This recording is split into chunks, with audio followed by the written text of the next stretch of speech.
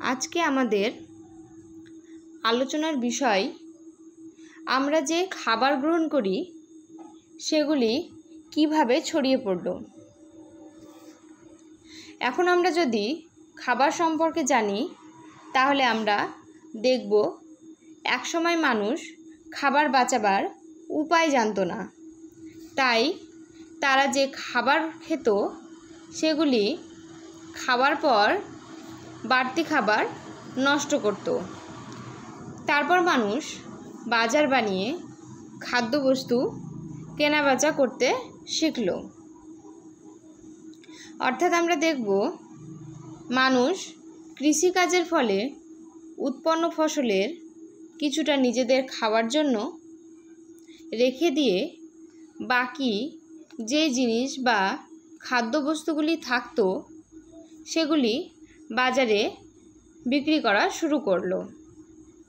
এর ফলে সমাজে খাবারের চাহিদা বাড়তে শুরু করলো।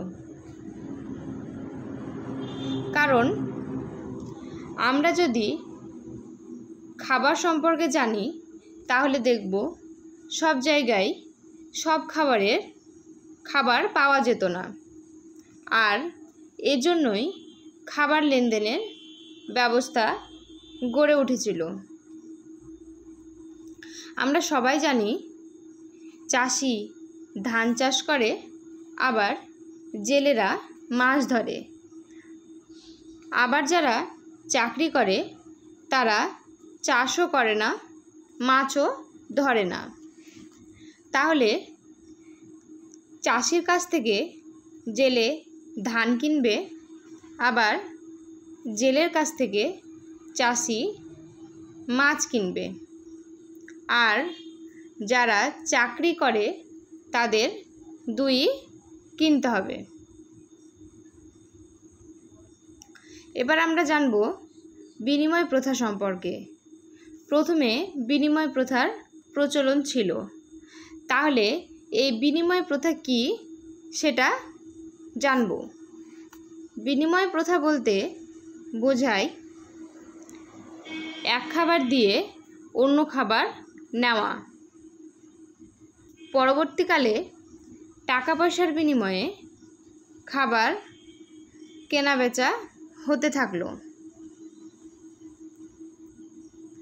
গরিবদের জন্য কম পয়সায় রেশন থেকে খাবার পাওয়া যায়, আবার ভূমিকম্প, বন্যা, ঘূর্ণিঝড় প্রভৃতি প্রাকৃতিক দুর্যোগ ঘটার পর সেখানে ত্রাণ হিসাবে বিনা পয়সায় খাবার দেওয়া হয়। এবার দেখো নিচে ছক, সেখানে দেওয়া আছে হাটে বাজারে বিক্রি হয় এমন কতগুলি খাবারের নাম। দেখো প্রথমে দেওয়া আছে কী রকম খাদ্য, তারপরে খাদ্যের নাম কোন কোন জায়গা থেকে আসছে।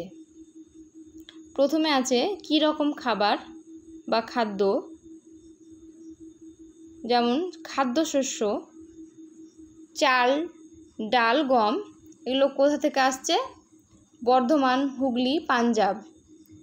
শাকসবজি যেমন আলু, টমেটো, কুমড়ো, শাক কোথা থেকে আসছে? বর্ধমান, হুগলি, দক্ষিণ 24 পরগনা, পূর্ব মেদিনীপুর। মাছ, মুরগির মাংস, ডিম এগুলো কোথা থেকে আসছে? আরামবাগ, উড়িষ্যা, অন্ধ্রপ্রদেশ। আম, কলা, কমলা লেবু এগুলি কোথা থেকে আসছে? মালদা, হুগলি, নাগপুর। তাহলে এখান থেকে কেমন প্রশ্ন হতে পারে বলো তো? এখান থেকে এরকম প্রশ্ন হতে পারে, যেমন কমলা লেবু কোথা থেকে আসছে বা কোন কোন জায়গা থেকে আসছে, কলা কোন কোন জায়গা থেকে আসছে, খাদ্যশস্যর মধ্যে যেমন ধরো ডাল, গম কোন কোন জায়গা থেকে আসছে, এই রকম প্রশ্ন হতে পারে। তাহলে ছকটা ভালো করে পড়তে হবে, এখান থেকে শর্ট প্রশ্ন আসবে। তাহলে আজকে আমরা যে আলোচনা করলাম সেখানে কি কি প্রশ্ন হতে পারে যেমন 1 নম্বর প্রশ্ন, খাবার কিভাবে চারিদিকে ছড়িয়ে পড়ল? 2, বিনিময় প্রথা কি বা বিনিময় প্রথা বলতে কি বোঝো?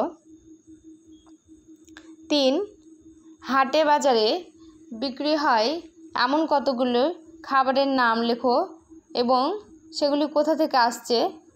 4, প্রাচীনকালে মানুষ বাড়তি খাবার কি করত? তাহলে এগুলো একটু ভালো করে পড়বে তোমরা।